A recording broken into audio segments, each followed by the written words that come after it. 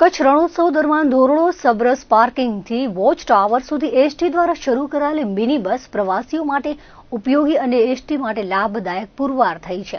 આ વચ્ચે ધોરડો ટેન્ટ સિટીમાં પ્રવાસી વાહનોથી થતા ટ્રાફિકની સમસ્યાને હલ કરવા નવતર વ્યવસ્થા ઊભી કરાઈ છે, જેમાં ધોરડોના સબરસ પાર્કિંગ વિસ્તારથી વોચ ટાવર સુધી એસટીની 30 જેટલી મિની બસ મૂકવામાં આવી છે.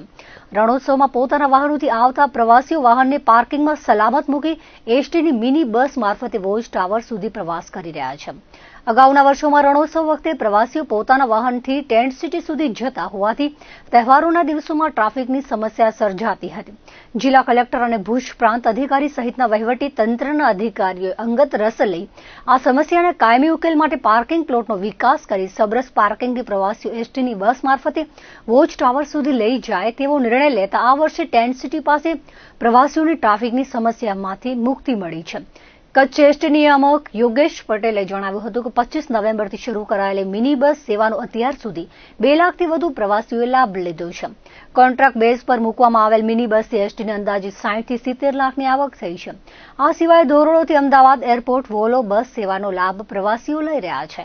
જો કે પ્રવાસી જનતા માટે ધોરડોથી માતાના મઢ, માંડવી, ધોળાવીરા વગેરે સ્થળો માટે શરૂ કરાયેલ વોલ્વો બસની પ્રતિસાદ ન મળતા પ્રાયોગિક ધોરણે 1 માસ ચલાવ્યા બાદ બંધ કરી દેવામાં આવી છે.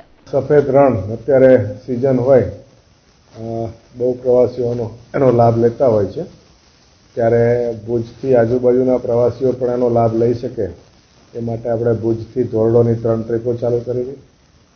ત્યારબાદ જ્યાં ધોરડો સબરસ વોચ ટાવર છે, સબરસથી વોચ ટાવર સુધીની ત્યાં આપણે 30 મિની બસો મૂકી છે.